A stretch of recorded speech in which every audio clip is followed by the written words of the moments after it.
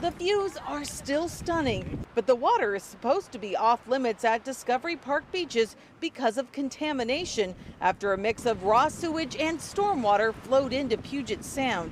A handful of signs dotted along the edge of the beach, but some on the sand said they didn't see them. And I don't think that one sign is adequate for a span of beach this long, that's really adequate, especially when there are different access points where you could walk behind that sign on a path. There were still people swimming and playing with their dogs and walking through the water. We warned a visitor from Italy who said she had no idea. In the water? Yeah. So I have to wash my feet? Yeah, I would go wash your feet. Okay. Did you see the sign?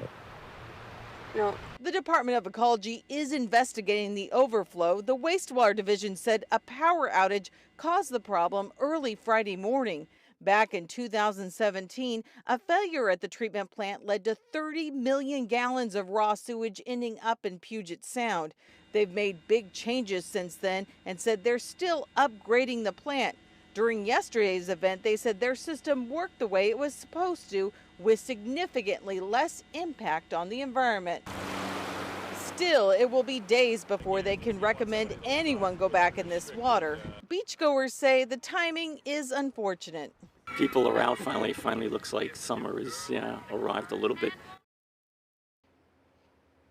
And Kitsap County opted to close 3 beaches because of concern the sewage would make its way over to Bainbridge Island. Now, the goal is to eventually have no overflow when one of these situations arises, but King County Wastewater made it clear their system worked the way it was supposed to early morning. They are still working on their system to improve it. Many of the people we talked to today say they don't think these signs are enough. They'd like to see some flags, maybe more signs. We counted 4 along this area, but a lot of people we talked to said they think there needs to be more so people know this water just isn't safe right now.